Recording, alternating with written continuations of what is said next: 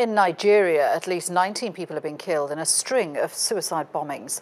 4 explosions hit members of a civilian self-defense force in the northeastern city of Maiduguri. Authorities have blamed Boko Haram for the attacks. Last year, the Nigerian government declared the terrorist group had been crushed, but they continue to carry out suicide bombings and raids in Nigeria's northeast. Sophia Adengo is in Abuja. She says Nigerians are growing more frustrated with the government's failure to prevent attacks.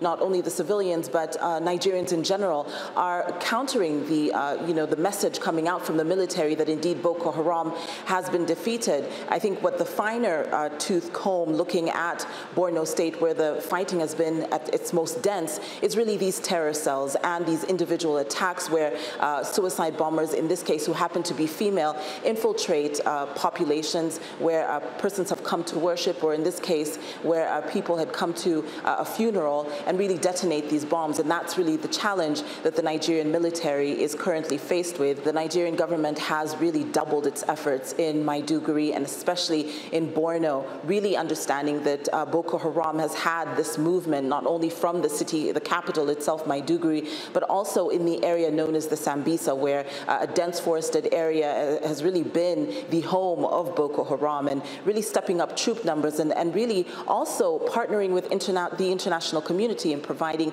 surveillance attacks from the US and France, and really partnering with the region in finding more troop movements in the area. But however, when it comes down to these smaller cells that sort of camouflage within the communities, it becomes a much harder fight for the Nigerian government, and of course a daily fight, as we have seen with the latest developments here in Maiduguri.